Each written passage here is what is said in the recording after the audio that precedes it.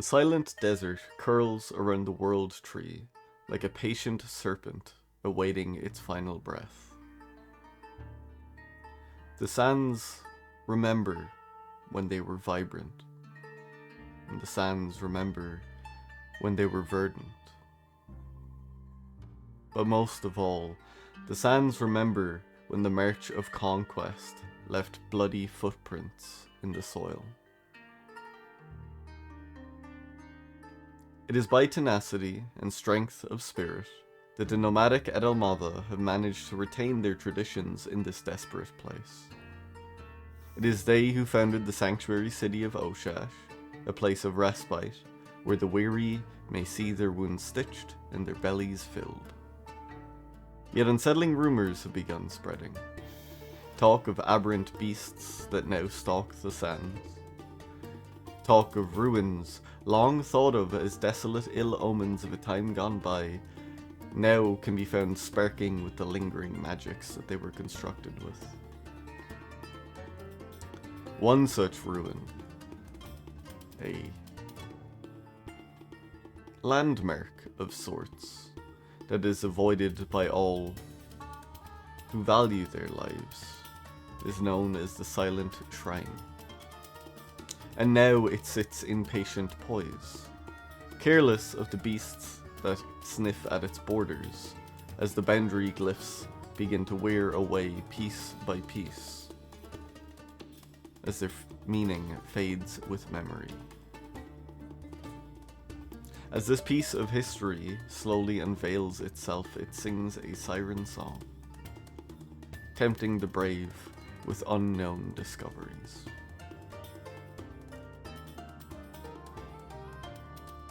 A couple days outside of O-Shash, a small nomadic sect of Edelmatha, or Wood Elves, march across the sands. Recent events have stirred suspicion. The idea of reclamation leaves bitter tastes in the tongues of those that know the cost. This forest, well, it was a forest. This desert was vibrant once. And though the Wood Elves have adapted, they still call it the Eyrie.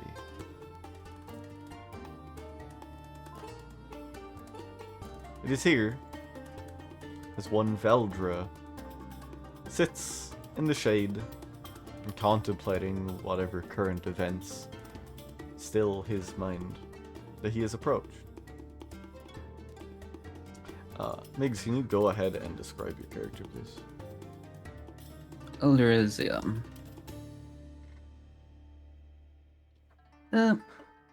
he's a sturdy looking young elf. Well, no, adult male, covered in scars in one eye, and the other, whilst not holding a weapon, sleeved and bandaged. At a height of 5'8", you can tell that just from looks he would often look like he gets into fights, but other than that, while he is not, he seems to be somewhat calm, just contemplating from just boredom in general. Your contemplations are interrupted by soft footsteps in the sand. A young elven woman, sporting a similar shock of white hair, a similar hue of eyes, though hers are a touch closer to a sunlight yellow than a sort of dull gold. Her youth is evident. Despite Elve's agelessness, she is very clearly your junior. You would recognize as you look up this to be Shannon, your brother's daughter, one of a pair of twins that you have aided in looking after and being caretaker for many years. She smiles at you as she approaches, the usual veil around her mouth dropped as the sharp glint of Edelmava fangs are on full display, not in challenge or fury, but in familial greeting. No. I had thought I would find you up here. Hello, Veldra. You mind if I sit and talk? Of course. Sit. I don't mind. She will step gently and then sit cross-legged in the sand across from you. You watch as she looks at you. Her eyes flick to the bandaged arm quite often. There is an unspoken guilt that she carries. Perhaps it isn't rooted in the customs of your people, but it is rooted in a small child's psyche.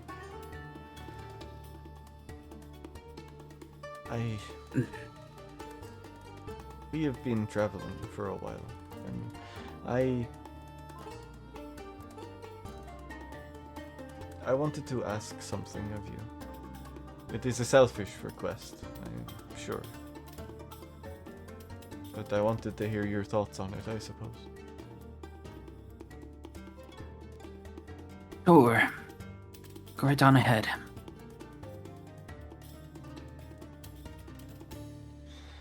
I respect you and my father a great deal. I understand that to survive, it is necessary to be vicious. To rip and tear and fight and breathe in the carnage, where all of this conflicting thoughts that are running through me are silenced for a moment. I understand that. That is who we are. But I want something different. O-Shash is just a couple of weeks away, and when we were going through there, I visited Dr. Yin again. She is a miracle worker. Her eyes once more flick to the burned arm. It is a testament to Dr. Yin's prowess in her craft that you have an arm at all. I am thinking about asking to study under her, to help heal rather than just harm. Dr. Yin is truly amazing, I'll admit. There's differences in those. Look, I understand if you. Some prefer not to hurt. It is a preference. Is what happened on that day led you to wanting to pursue this path? In a way, yeah. I don't think I would if I did not see firsthand that helping in the manner that she does is as influential as fighting. We sew wounds all of the time. We see scars, we see blood. But she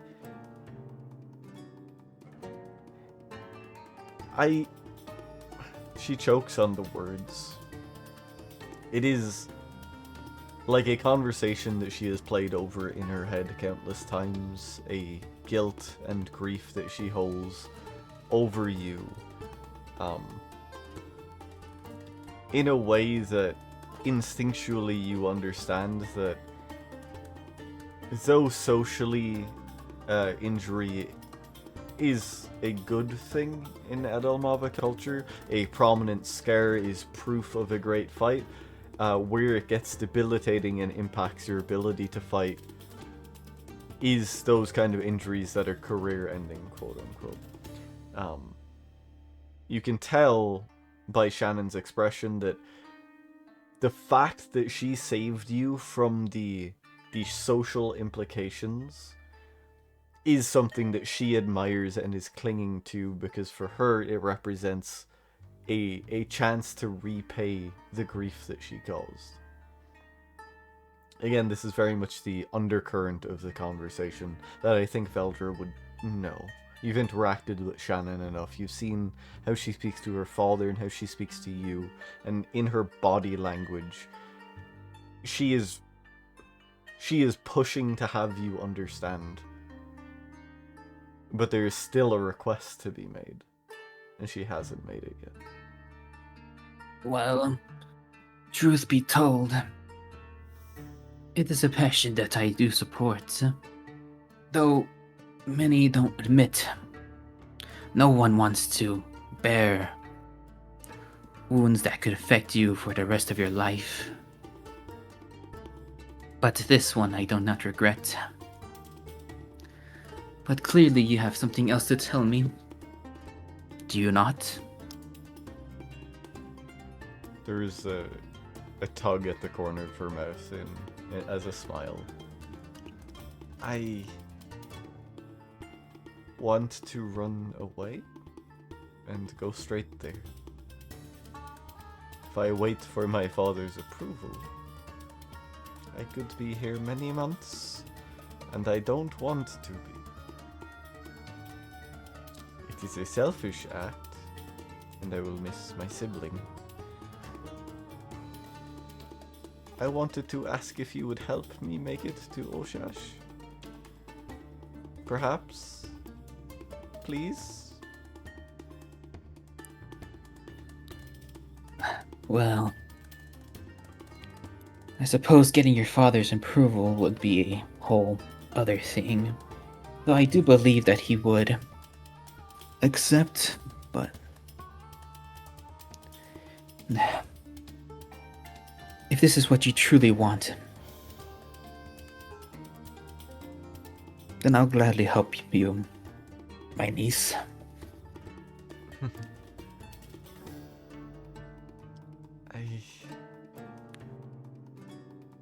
Thank you. We can wait a day, I suppose. We should have things packed. They will be mad, but they'll understand, right?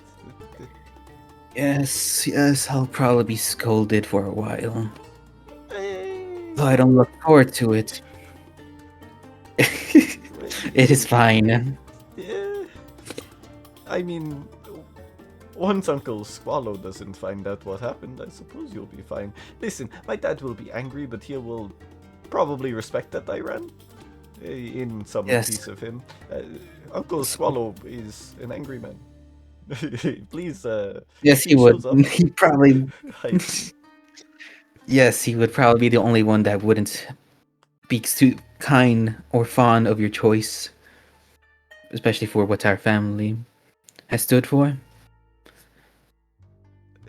But good man. Very bold. Anyway, in the coming days, I will be packed, and we will, take a watch, sneak out, and then book it. Good. Yes. Sounds like a plan, better than what I could think of. As you say that, there's like a twinkle in her eye. That is the kind of pride that a child gets when they get approval. It is... You see her youth just in her mannerisms, and there is something that is endearing about it. And she's going to head away, and in the coming days you will begin to travel. And so, as the yawning maw of the silent shrine lures others into its fold, these interwoven individuals begin to arrive in O-Shash, a city built on a spring, a perhaps unnatural arrangement, but one that gives some comfort to the glaring sunlight above, despite the lack of heat.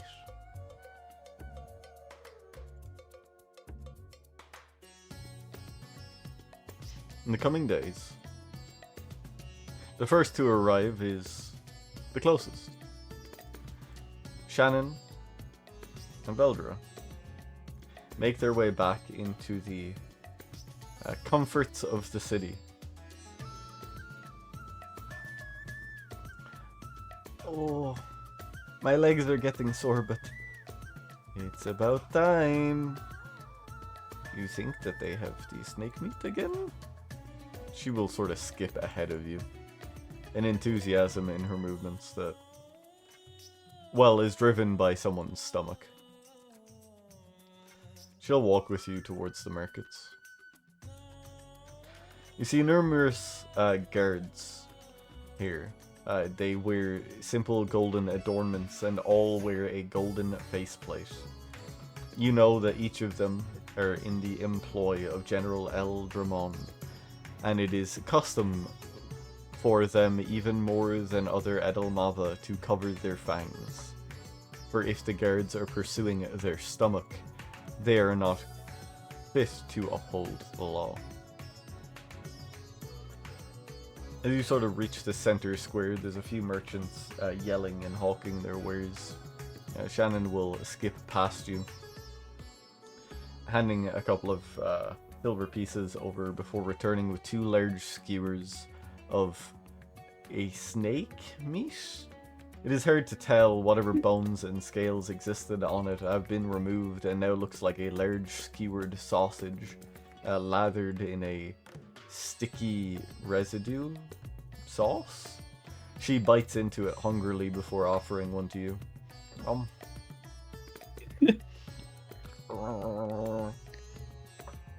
Yes. Oh, I missed it. Oh, I am so sick of travel rations. There's never any good sauce.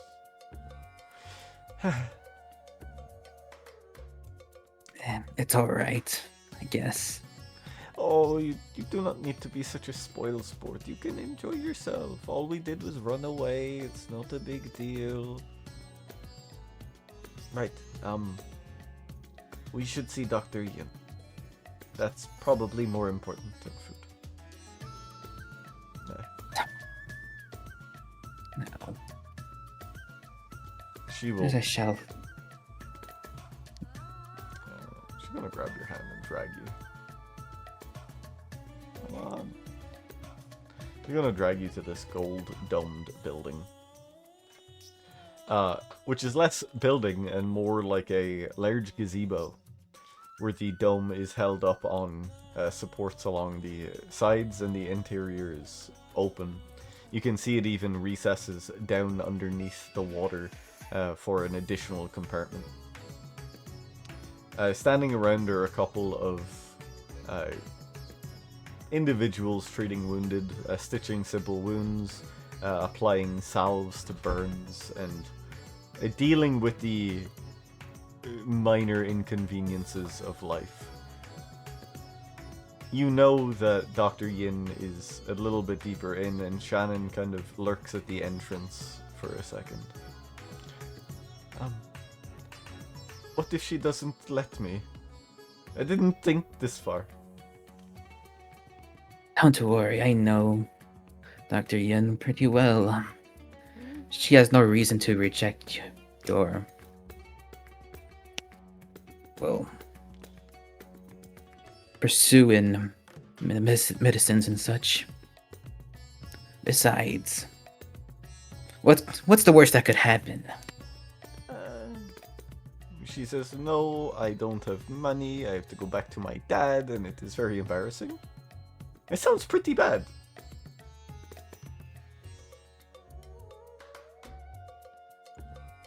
Well, that does sound bad, but Let's just go in. You ascend the steps, and there's an attendant that turns and looks at you. You recognize her, but not exactly by name, and she recognizes you. Shannon skips forward and exchanges a few words.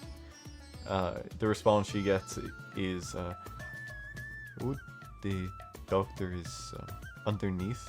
You can go and wait for her, but if that is what you're asking, you should go alone." And she looks at you for approval if she should go and speak to Dr. Yin alone.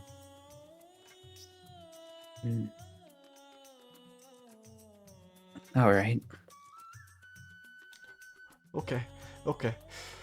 She inhales deeply and then exhales.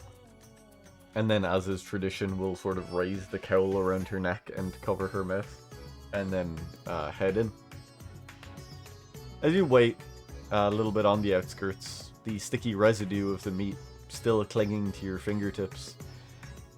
The city of O-Shash is odd. You can feel the tension in the air that has always existed. It is a multicultural area built on the civilization of the Edelmava. So some appearances strike you as odd. In particular, a grimy individual begins to approach you. He has wide-pointed ears, a goatee, and round glasses. He is wearing loose-fitting clothing, but his teeth do not denote the telltale markings of an Edelmava. You assume this to be either a sea or a high elven cousin of yours. And he goes, "Oh hey, the name's Iggy. I saw you passing through with, is that your daughter?" No, my niece. Hey. You know, the city is real kind. I've been here a couple of years. Maybe I could show her around. Would you give me a blessing? He has like an eyebrow raise. But I know, in terms of age, how old would he seem to be?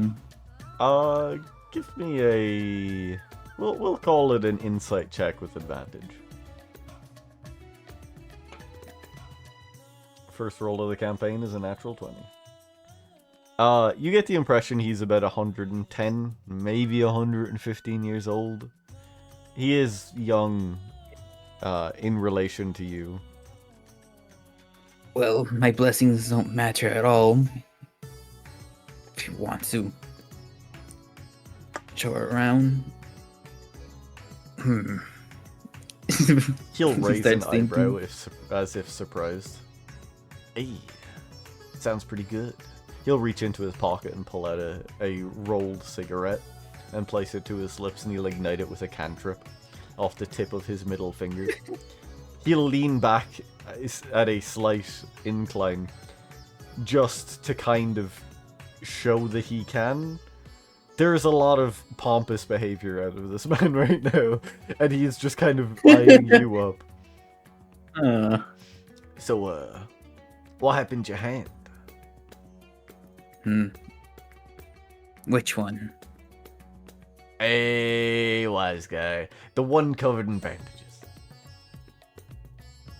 Well, that's none of your business. You know I had to try, right? You know, you can't hurt a man for asking. I guess you could, but I'd appreciate you don't hurt a man for asking.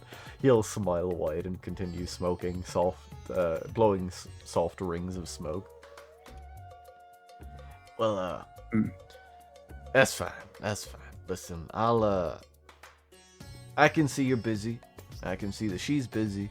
I just wanted to make sure that I wasn't going to be visiting in the night and have teeth against my neck and, you know, the Edelmava way of doing things. I just don't want to deal with it. I tried to be polite. Okay. And he'll turn around and walk away, completely ignoring how, like, cultural profiling that was. But his attempt was earnest, to his credit. He is afraid of that happening, so he was trying to be right. He's just not at all. Because should you be her daughter, you probably would have wrestled with him to see if he's even worth speaking to. You know, didn't. He's getting away with it. That's fine. Yeah, so Iggy's gonna fuck off and continue being a sleazebag over here. As the tail end of the conversation closes, you hear footsteps approaching you from within the topped gazebo behind you. You watch as Shannon emerges with Dr. Yin. The veiled Edelmava woman strides forward. Her hands are covered in a thin sheen of Pandoran energy, almost akin to gloves, as she almost peels them off of her skin and disposes of them in a large waste container. Eldra, hi, she said yes. And Shannon will give you 2 thumbs up. Dr. Yin will approach. Her eyes not betraying any indications of mood or tolerance, though she will stand adjacent to you, grab you by the wrist that is covered in bandages, and with a long nail sort of hook it under the bandages and pull it back and start looking at the skin underneath. Greetings to you too. Yeah, whatever. Hi, Veldra. I'm just making sure you're not rotting. She'll sort of pull at your arm and twist it in different ways and look at different sections before sort of patting it. You watch as she uses a cantrip to clean the bandages, and then another to sort of grab the ends of it and pull it a little bit tighter. Not enough to be too uncomfortable, but enough that it's sort of compression is applied to the wound. So, if I am to understand this right, her father sent her with you to become a doctor, right? Shannon looks over Dr. Yin's shoulders with wide eyes and does not dare make a facial expression to indicate anything. Dr. Yin continues to stare at you. Yes, it's sent here to become an apprentice under you. I never thought Niall would bother giving in to it. That's fine, I suppose. Sway sent you, and not that fucking dumbskull. Fine. I will take the girl under my wing. She is safe here in the city, as you should well know. She is safe with me. She gives you a look that is challenging. Almost like an exchange of responsibility is forcibly occurring. You should stay in the proximity for a few weeks, as I have no doubt you've been charged to do so. Should she have a weak stomach, she'll turn and look at Shannon, who is still sweating visibly. Then you can take her back. But I don't think there'll be an issue. Still, is there anything you need, Veldra, or can I get back to work? No, we could continue. Resume your job. Oh, thank you. For be your around, permission. but yes. That's fine. I can find you. It's not hard. Shannon, come on. Okay. The small woman will follow the other one in. All right, Veldra. You are in O-Shash. You suspect that if you are to transfer guardianship over, you should wait a couple of weeks to ensure that Shannon will commit to her new job and can as such be considered maybe not an adult, but responsible enough to make the commitment. So what would you like to do, at least on this first day? Is there any forms of Just any type of entertainment in this town that's just most known for? There's a lot of people who play music on the streets. It's pretty common. Flutes, some of those wide handpans. There's not really drama in the kind of like plays or whatever, but it would be music and then whatever magical displays either Aridon or Serena feel like doing. But there's not currently one on.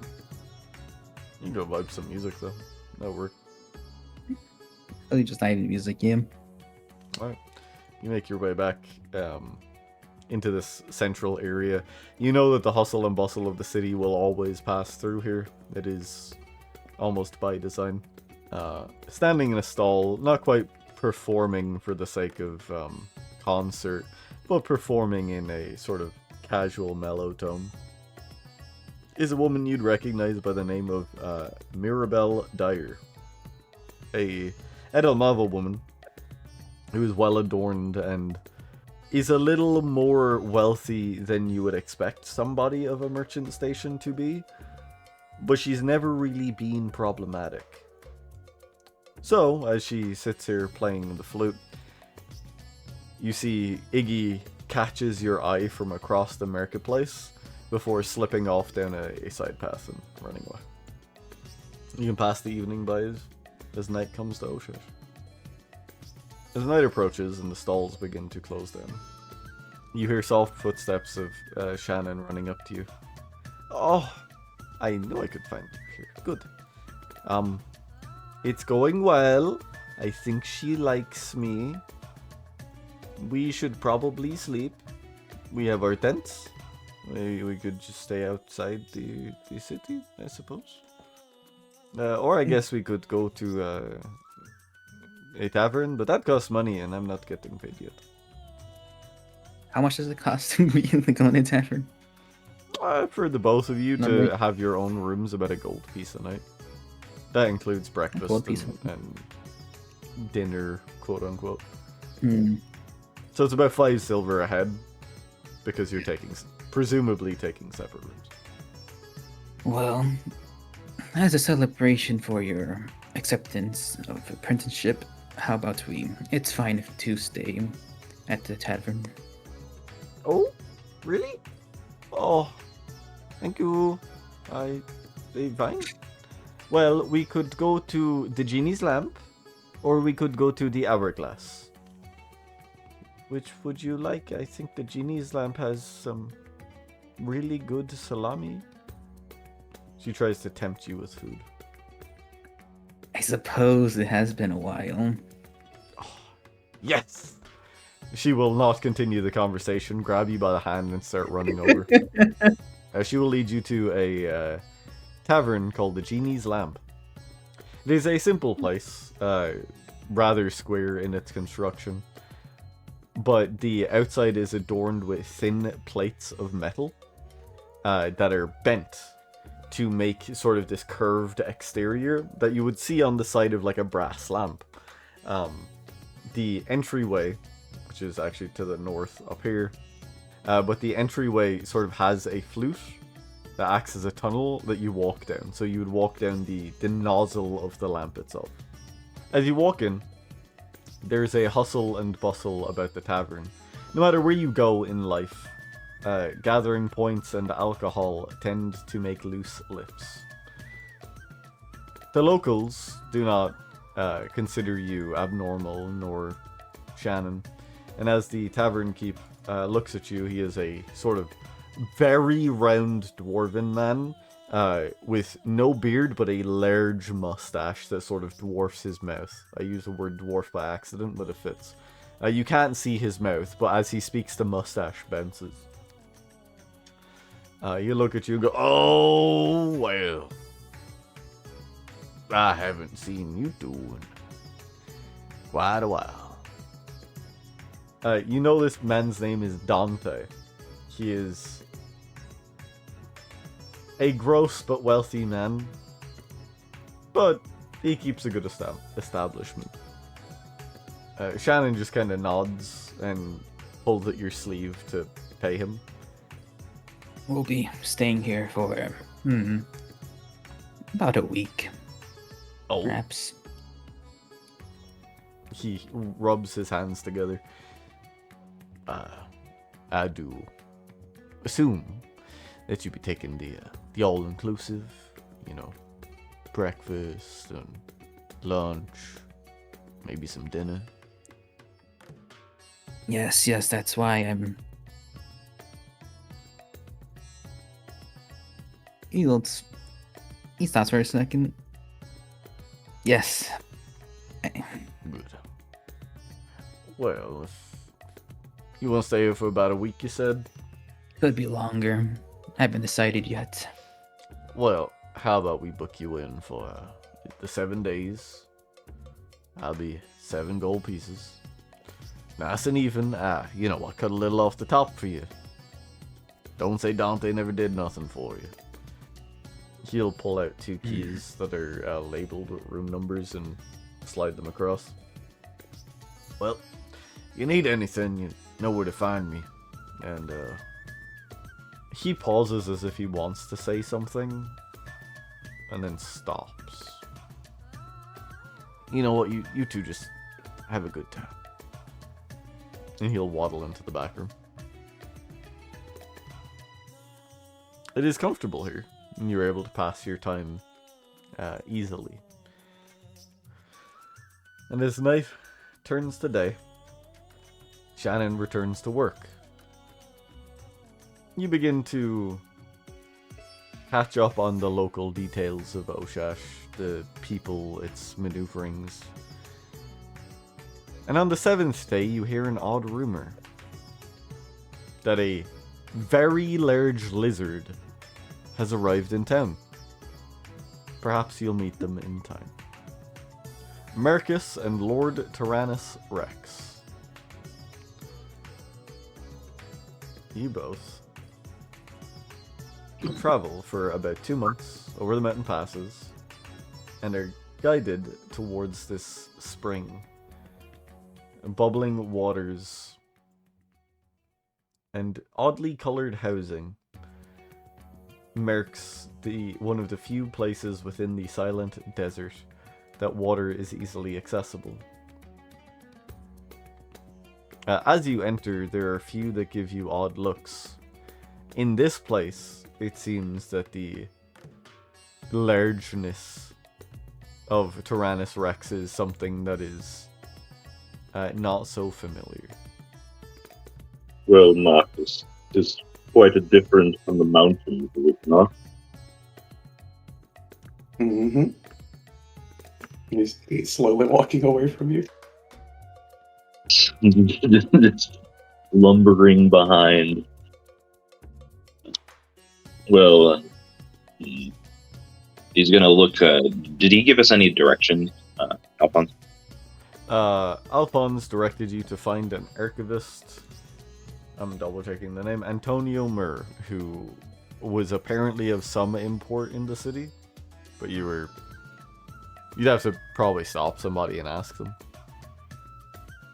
All right. Well, what say we find the most important-looking building and ask around there? Cannot find this man. But by all means, lead the way, my lord. And he'll give a little half bow. Why, of course. You have 2 important buildings near you right away. There's this one up here. And there's this one just to the south of you that seems to have sort of an open section. And then also have an underground segment. But you do not see anyone on this exterior currently. Does the one up at the top have a door that looks like I could fit through? You would be squishing pretty intensely. Perhaps somewhere else. They're like people just on the street. Yeah, there's a couple civilians walking through.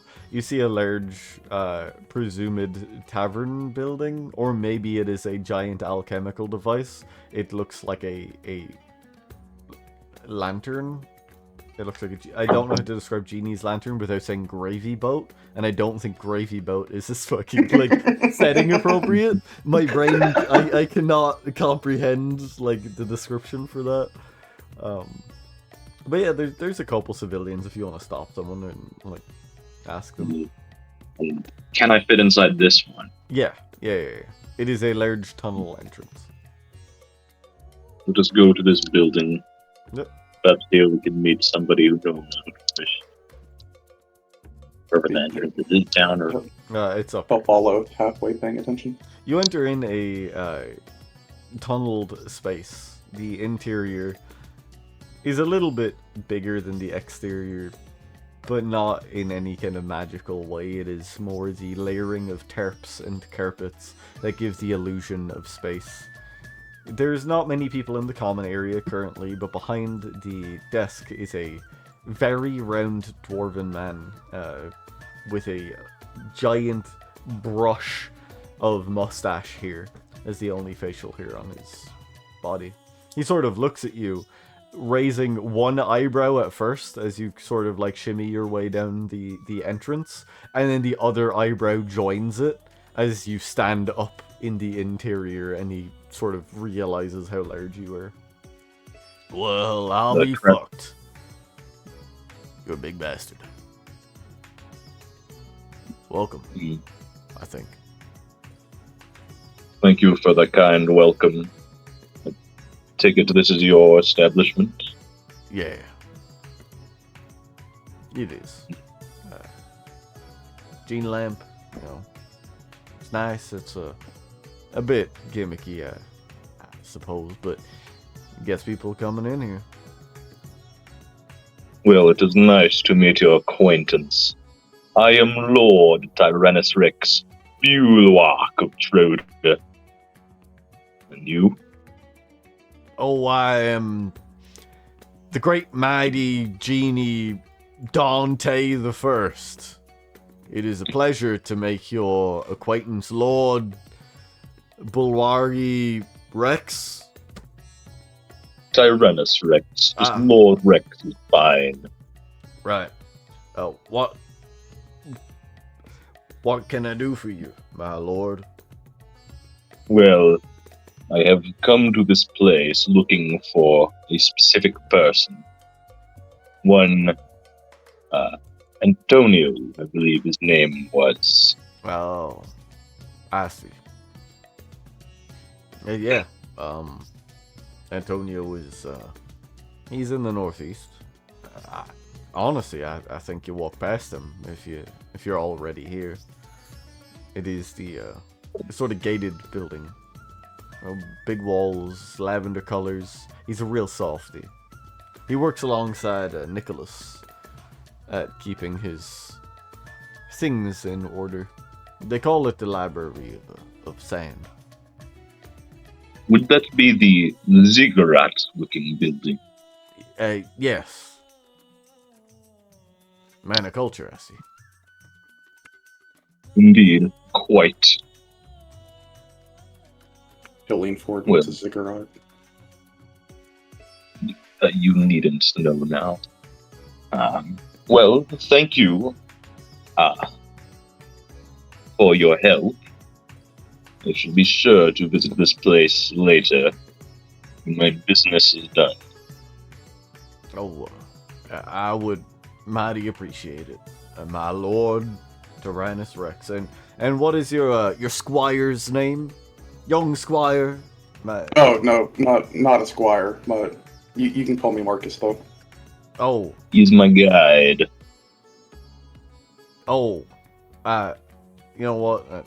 I do suppose that makes sense. Well, pleased to meet you. He'll shake his hand, or he'll extend his hand. He'll shake your hand. Nice to meet you. Good. Glad we're getting all buddy. But if you got no business to be doing, I'd advise you go speak to Antonio. He's a nice man.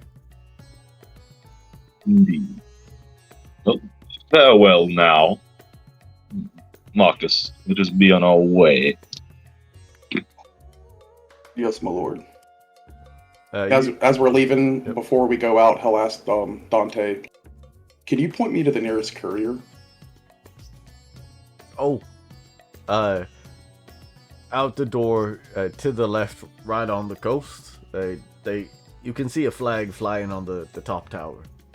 That's the courier. He'll Yes. nod. Thank you. Good man. I was going to ask Antonio about that.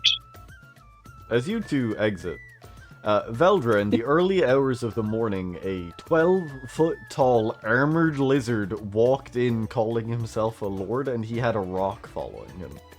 The rock is less strange than the large lizard man, and Dante looks to you as they exit the establishment and begins to wipe a sweaty brow. See the fucking size of that man? Jesus. Who the fuck's Jesus? I don't know. Probably a genie. Genus. That's biological. Never mind. That's a big That fella. was a strange bunch. Yeah. I heard Antonio was gathering people. Something about an excursion.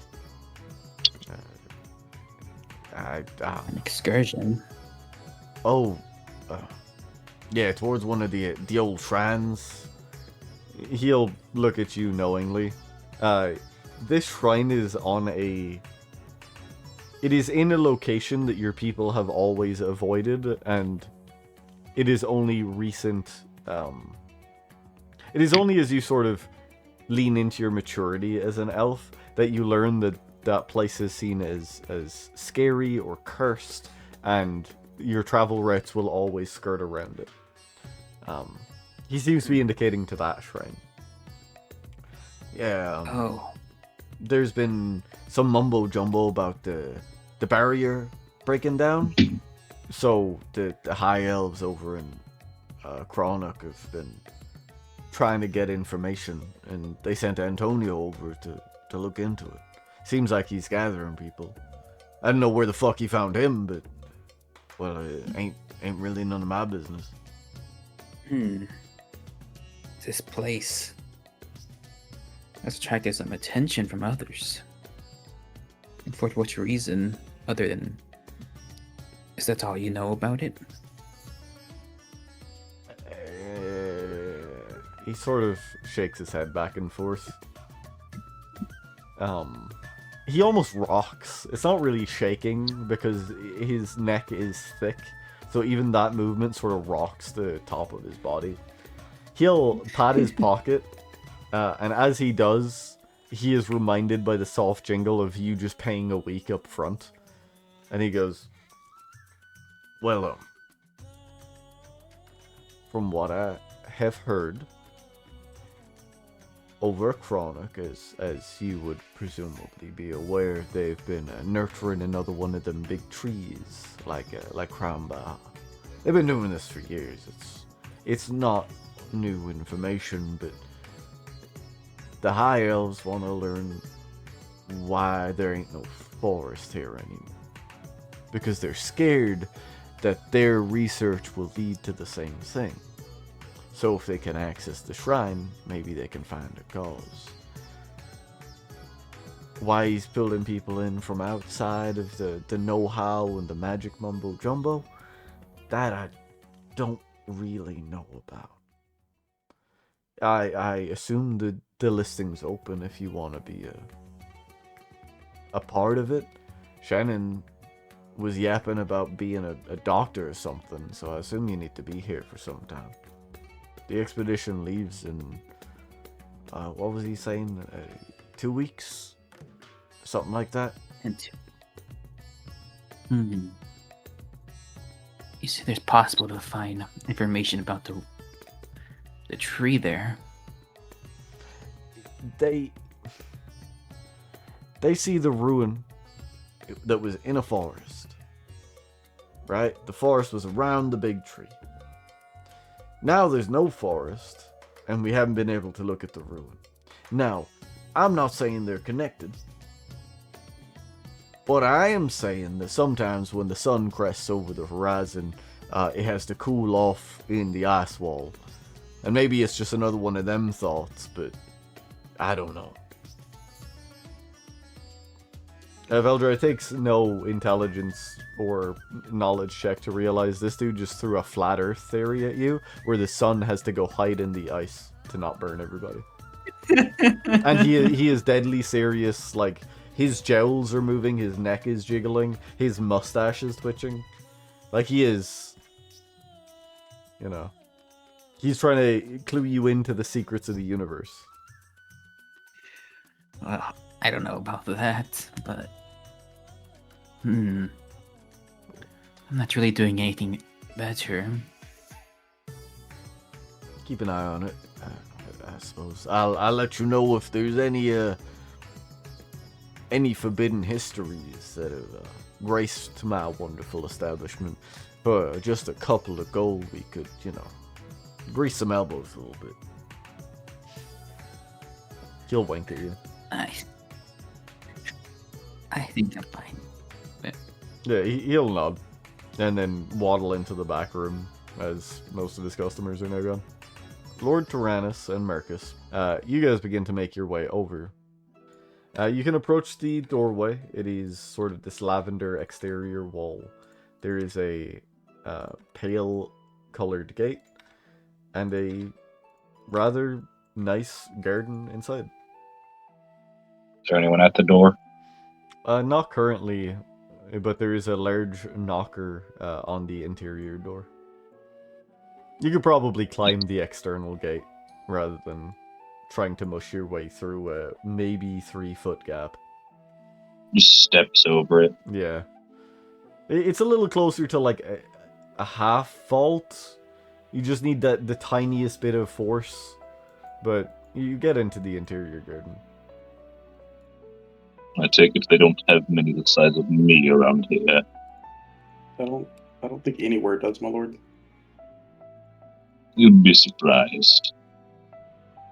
Does it look like I can fit through this? That one, no, but it is a closed door with a large knocker. So if you want to get someone's attention, you know, it's big and brass. I'll walk up and I'll use it to knock on the door. Thump, thump, thump. The door opens and you see a white-haired elven man with glasses sort of walk out to receive you. He will look you up and down, not in anything other than general suspicion of you are in my garden. And he'll just go, "Hello. What do you need?" Greeting. What is it you need from the Hourglass Yeah. Library? We are here to see Antonio. Oh, I see. He'll turn around, and you can tell he uses some kind of spell. You don't hear the effect of it, but you do hear him go, "Antonio, you are wanted." Presumably the cantrip will throw his voice or make it louder. He will disappear inside, and soon be replaced by another elven man. This one pale of skin, an almost lilac hue to it, ornate arcane robes hanging from his frame, and almost red eyes as he walks out to greet you. Oh, yes. Hello. You came looking for me? Yes, you are Antonio? Yes, and I do suspect you are Lord Tyrannus Rex, bulwark of Troda, and the man who met with Alphonse some months ago. You would be Marcus in that case. Indeed. Yes, I have received some introduction, I suppose. If you are here for the task at hand, that is fine. You may stay within the library. I'm waiting on a couple of more to arrive, you see. I'm not sure I can stay within the library. I regret to inform you of this. He looks at you and looks at the door and realizes the issue. He goes, Well, The Genie Lamp, or whatever the establishment is called over there, will probably do. I will sponsor your rooms, that's not an issue. Assuming they have a bed large enough for you.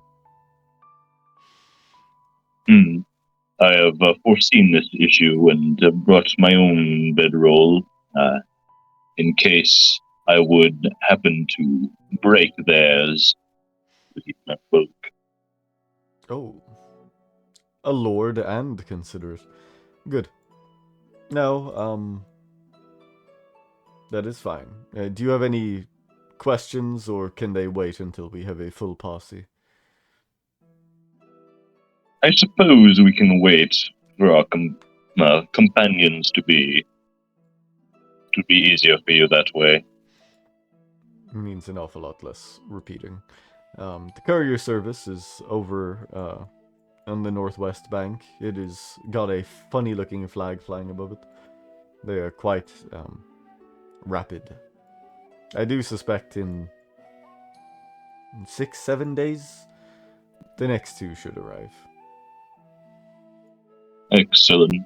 Marcus, do you have anything to ask him? He'll just shake his head. Nope, I don't get paid to ask questions. No? We shall see you at that time then, Antonio. I wish you the best. I look forward to it. Lord Tyrannus Rex. He'll flash a Cool. smile. Chuckles. Lord Tyrannus Rex will flash a big toothy smile back. Powerful. Antonio will just head back inside. Once he is head back inside, the Lord will take his leave. You two get your room sponsored in the Genie Lamp. While he's doing that, Marcus would go deliver a letter to the courier, just letting Alphonse know that we made it and made contact with Antonio. Listen, the courier sort of greets you, receives you, hears that it's for Alphonse, and immediately pulls out a folder that is marked Alphonse Silverworth. It is expected to have some correspondence. I think that'd be that slow. And then, and then he'll just make his way back. This is an organized affair, at least in some capacity. Veldra continues to eavesdrop and hear about this expedition, but as the days pass by, Shannon's returning to the room lessons. You realize that she's been working overtime with Dr. Yin in some cases. Perhaps it is a good sign that she is busy. And she seems genuinely happy. Though, over a skewer of meat a couple of days ago, she mentioned some guy named Iggy that tried to speak to her, and then made an offhanded comment and had to go back to work. That guy is suspicious. Regardless, two new individuals begin to make their way into O-Shash. No longer having to carry the other, Kisim and Liz. Upon your mother's instructions, you manage to make your way down the frost marches, being guided quite kindly by your Goliath cousins, and traversing over a segment of the desert itself, though perhaps sticking closer to the edges where you could, meaning the trip took a couple of days more, but it is safer. You encountered sparse creatures at all. There are some small gerbils that seem to react oddly as the weather shifts and the time of day changes. Oddly as in fur color changing, erratic movements, sometimes attacking each other.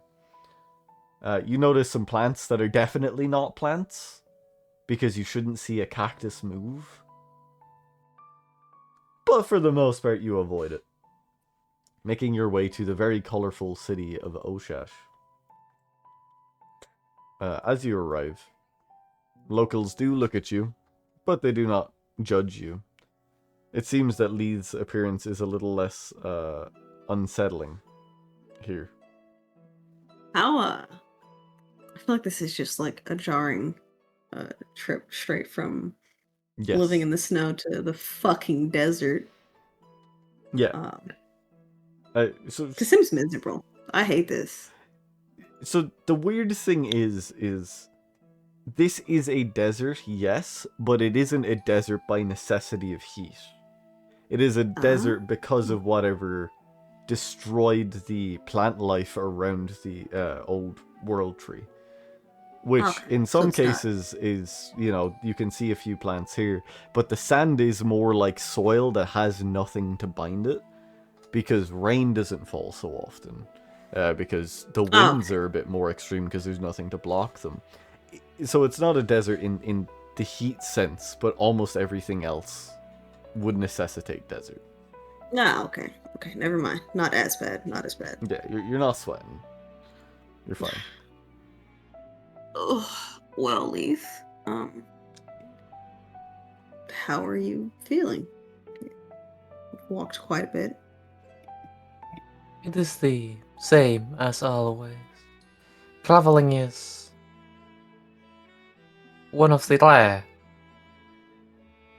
things that may distract the mind.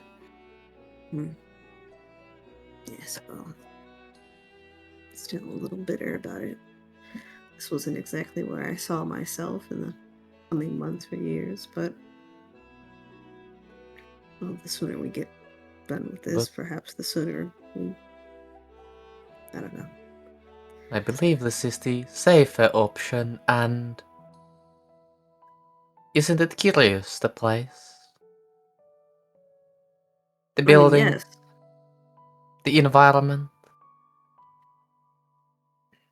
The people here remind me of Lysra, to some degree.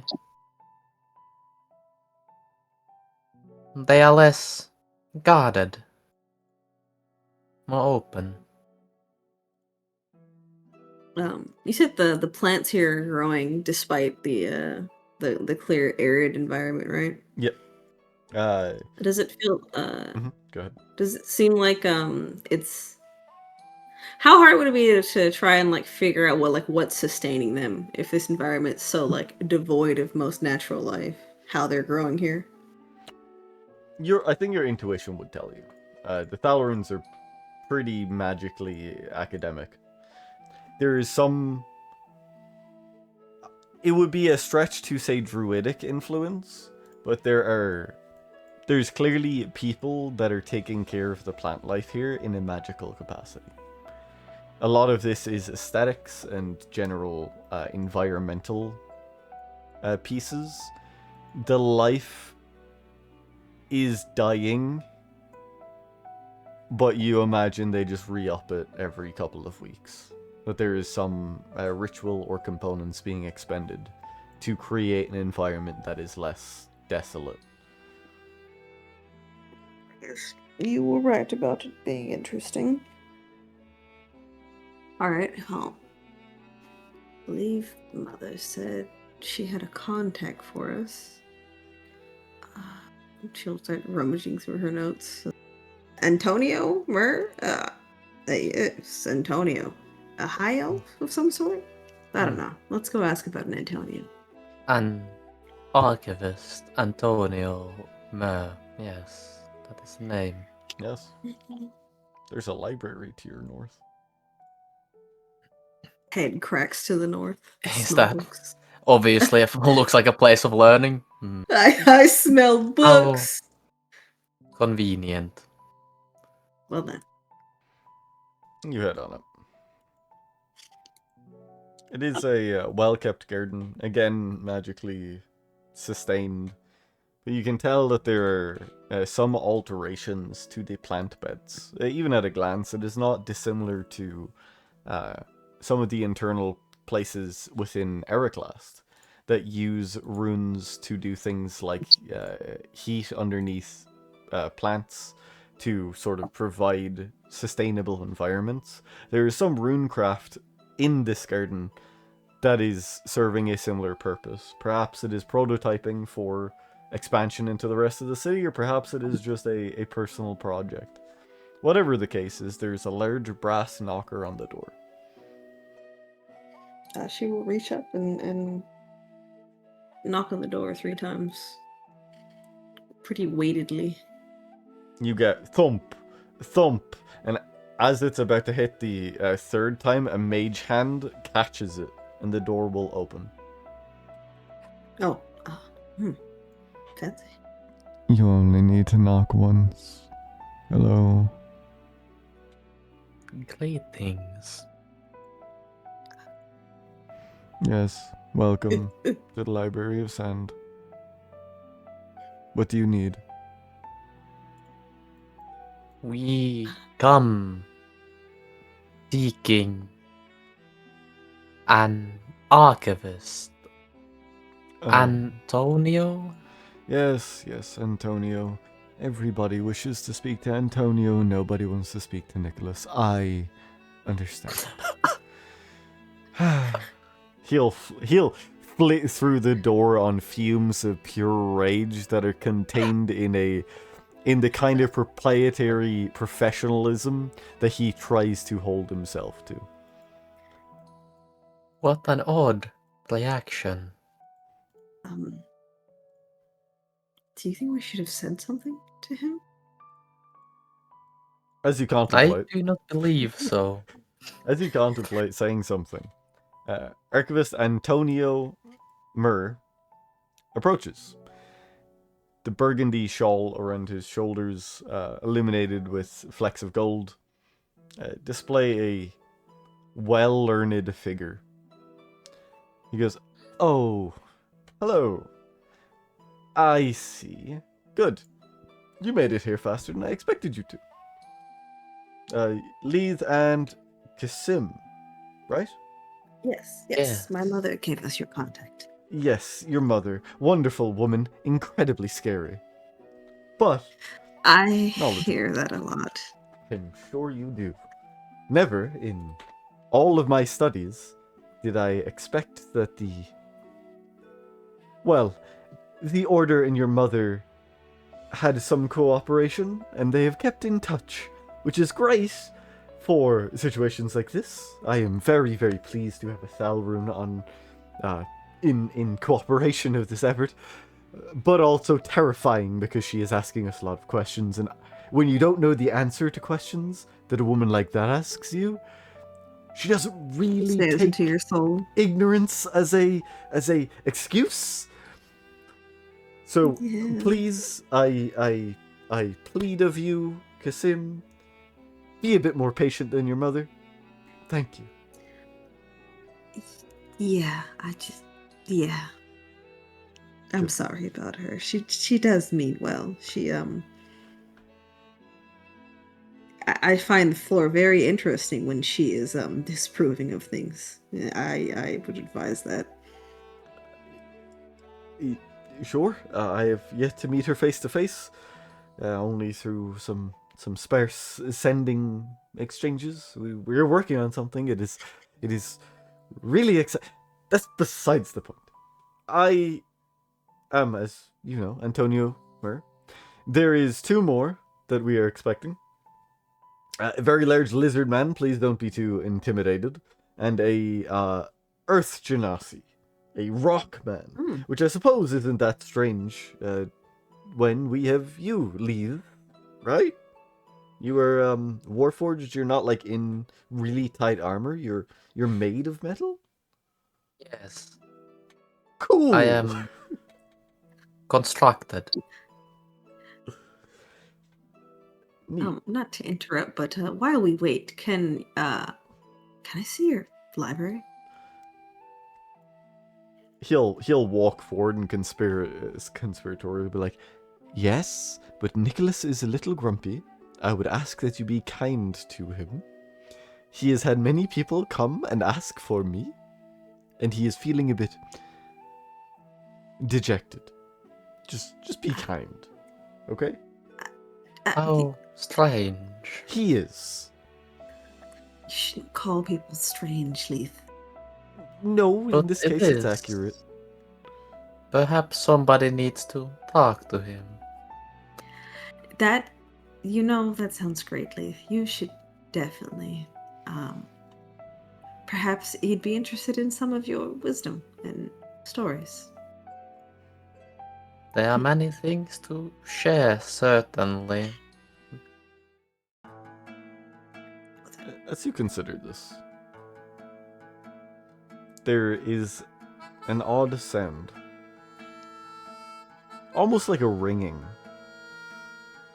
And as it reaches your ears, and you gaze about, Antonio similarly sort of stops what he's saying and looks around. There's a flash of shadow, as if the sun is obscured. And as you put the pieces together and look upwards, you realize that the keening whistle is an object, a projectile, hurtling through the sky. A bulb of flame trailing after it like a lit candle. Until it goes boom into the sand.